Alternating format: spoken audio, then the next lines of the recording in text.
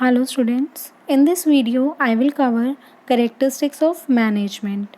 So I will cover 6 characteristics of management. First is it is a group effort.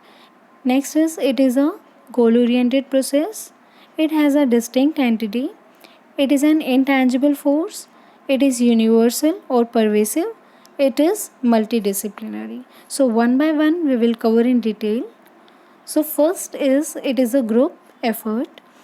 It is not a single person who does the whole process of management. Means देखिए, अगर आपको management करनी है तो इसमें आप single handedly management नहीं कर सकते. You need a group of people who will manage all the tasks. So it is a group effort. It is not a single person who does the whole process of management, but it is a group effort. Tasks can be successfully completed only by collective effort. Suppose you are making a project. So अगर आपको class में एक project का task दिया गया है तो आप उसको ग्रुप में करते हो, राइट. मीन्स 4 या 5 स्टूडेंट्स का ग्रुप होता है, आप मिल करके एक प्रोजेक्ट जो है वो प्रिपेयर करते हो. तो आप भी क्या कर रहे हो, एक तरह से एक मैनेजमेंट कर रहे हो. सो हम कह सकते हैं कि मैनेजमेंट क्या है, ग्रुप एफर्ट है. अब एक ऑर्गेनाइजेशन की बात करें, there are a lot of people who work for the organisation. तो वहाँ पर अगर मैनेजमेंट करनी है तो वहाँ पर एक कलेक्टिव एफर्ट चाहिए होगा. हर वो पर्सन जो वहाँ पर काम कर रहा है वो मैनेजमेंट में क्या होगा, इंक्लूडेड होगा. मीन्स सारे मिलकर के वहाँ पर काम करेंगे, एक सिंगल पर्सन वहाँ पे काम नहीं करेगा. Next is it is a goal oriented process. देखिए, मैनेजमेंट क्यों की जाती है. मैनेजमेंट इसलिए की जाती है ताकि जो भी हमने ऑब्जेक्टिव सेट किया है अपनी ऑर्गेनाइजेशन के लिए तो वो अचीव कर सकें. So every organisation is established for the fulfilment of some objective. Management act as a medium which helps in achieving those objectives and goals. Management एक ज़रिया है, मैनेजमेंट एक पाथ है, तरीका है जिससे हम अपने ऑब्जेक्टिव्स को ईजीली अचीव कर सकते हैं. So it is a goal oriented process. Now next point is it has a distinct entity. Distinct entity ये कैसे है, देखिए, there are two persons, one is owner and other is manager. So they both are different. They both can be same or can be different.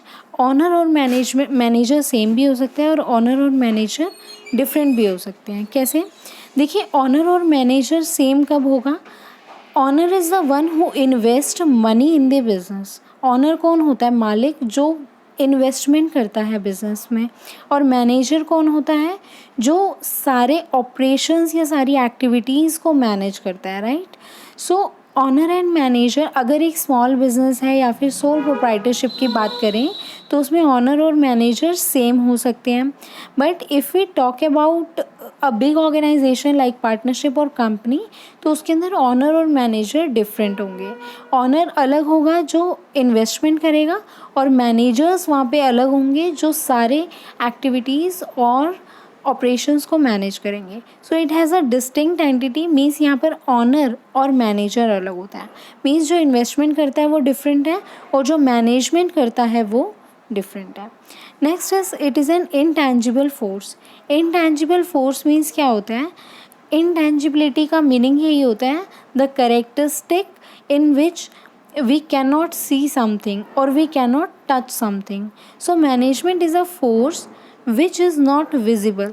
Means ये एक ऐसा process है जिसको हम देख नहीं सकते, टच नहीं कर सकते, बट के it can only be felt. सिर्फ हम इसको महसूस कर सकते हैं by the success of the organisation. अगर हमारी ऑर्गेनाइजेशन में बहुत अच्छे प्रॉफिट्स हो रहे हैं या बहुत अच्छा उसका रिज़ल्ट आया है कि हमारी ऑर्गेनाइजेशन ग्रो कर रही है, that means we have done a good management. That means ये एक इनटैंजिबल फोर्स है जिसको आप एग्जैक्टली आईज से देख नहीं सकते, लेकिन जब आपकी ऑर्गेनाइजेशन सक्सेसफुल हो जाएगी then you can feel that you have done a good management. So this is intangible force. Next point is it is universal और परवेसिव. परवेसिव का मीनिंग भी यूनिवर्सल ही होता है. Means that is present everywhere. Everywhere means whether it is business or non business organisation, चाहे वो business enterprise है या नॉन बिजनेस एंटरप्राइज है, तो हर जगह मैनेजमेंट क्या होगी, प्रेजेंट होगी. Management is universal in nature. It means management is prevalent everywhere. Everywhere means whether business or non-business enterprise, every enterprise has to make efficient use of human and material resources. चाहे वो business enterprise हो चाहे वो non business enterprise हो, दोनों को ही अपने human और मटेरियल रिसोर्सेज का एफिशिएंट यूज़ करना पड़ता है.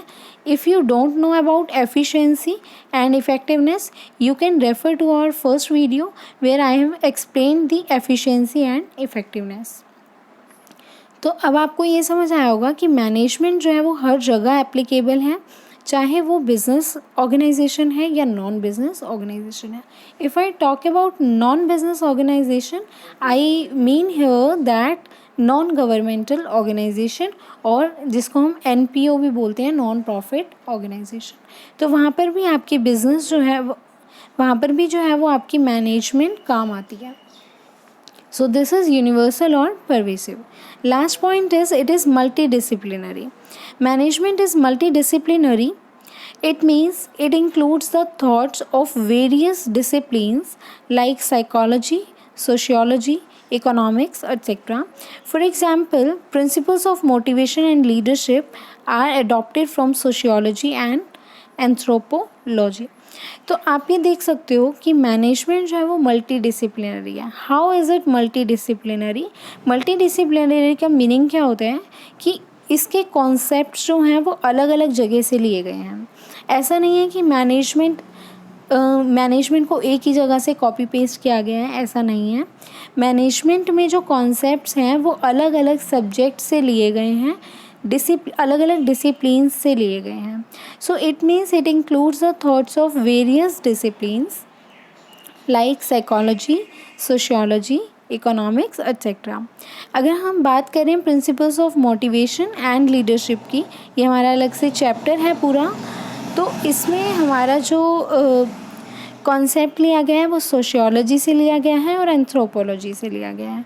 तो हम ये कह सकते हैं कि management is multi disciplinary because its concepts have been taken from various multiple disciplines. So these all were the characteristics of management. So I hope you all have understood. So thank you so much students. If you really like this video, then press the like button and subscribe our channel. Thank you.